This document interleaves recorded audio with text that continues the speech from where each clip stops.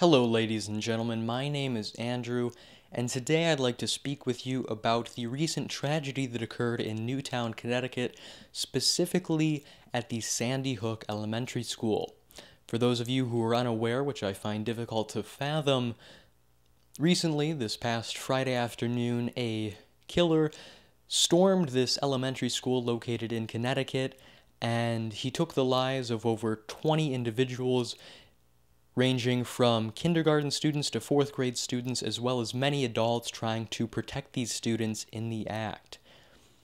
Now, this video will not serve entirely as my thoughts and opinions and my heart aches, really, of this terrible tragedy that occurred recently, but it will serve more as an argument to those against gun control, the pro-gun control advocates out there, because I feel that there's a lot of misinterpretation of this new legislation that the government is trying to impose upon us, and I think it's very deadly and unconstitutional, and I think we really need to be enlightened and educated. So this is my argument. Of course, you're entitled to your own opinions, but please just consider the following.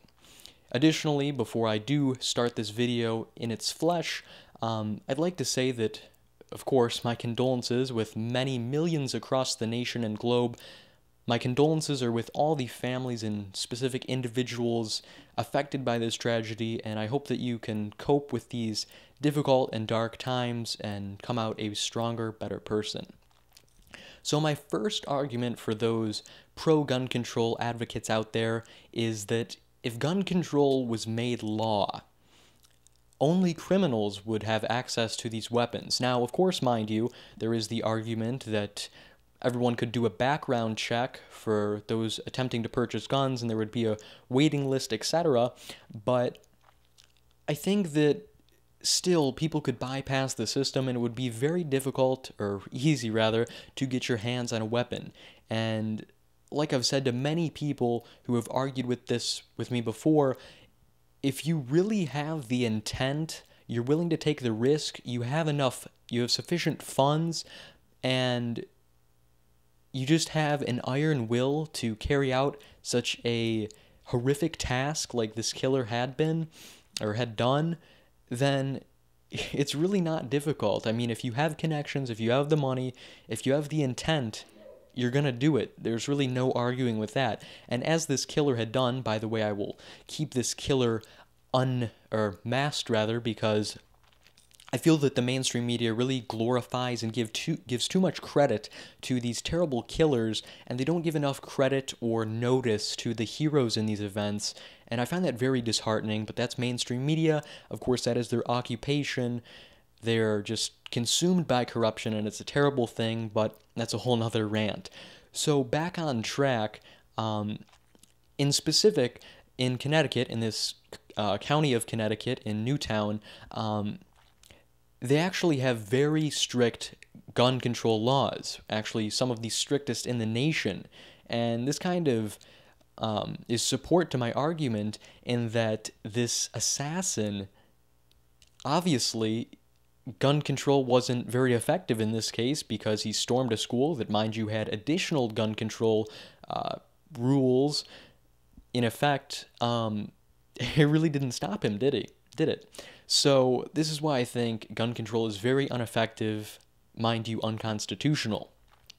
Additionally, we can't really say that guns kill people. Obviously, if you pull the trigger of a gun, you've killed someone, and that gun is kind of the middleman. But in reality, when you think of it, guns are just that middleman, and the person who pulls the trigger is fully responsible. Kind of a comical parallel to this is saying that forks or silverware in general cause obesity. Of course, it takes our intent and our action to put the spoon or fork in our mouth and consume the food. So I find that a very interesting argument against pro-gun control supporters. Additionally, people will argue that the Second Amendment was made in 1776 when times were much different and guns were more of a source for hunting animals, obtaining food, etc. Now, this is true. The our food sources have changed due to technology and such, but also the government has dramatically changed. And likewise, I feel that due to all this legislation being passed, the NDAA being a prime example, allowing the military to detain us indefinitely without such document as a habeas corpus or due process of law, we can be detained. I think that is a major step towards martial law in this nation, and I find that very intrusive, and that is another reason why I think we should uphold and defend our Second Amendment constitutional right in this nation. And also, before I end this video, I think that we need to stop trading our freedoms for security, because evidently, if the teachers in the school would have had a weapon, they could have obviously taken out this man, as much of as a pacifist as I am, but I just think that we should have the ability to bring security upon ourselves. I don't really think that is something that the state should have access to. I mean, I think, as the Constitution says, or the Declaration of Independence rather, we have the right to life, liberty, and the pursuit of happiness.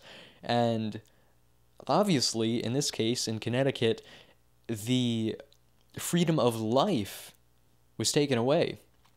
So I think that it is our duty and our responsibility to, instead of trading these freedoms to the government, who in turn will pass legislation to try to defend these freedoms for us, I think we need to take it upon ourselves and bring back this nation to 1776 instead of 1984. So that is basically my rant on gun laws, gun prohibition, gun control, and again, my heart goes out to those affected by this Connecticut tragedy, that they may cope and bring happiness back to their life during this holiday season. So thank you for listening to this video. Please leave your comments below, as I'd love to hear them, as well as your arguments. And that is basically my rant for the day. Thank you for listening, and I will see you guys next video. Adios.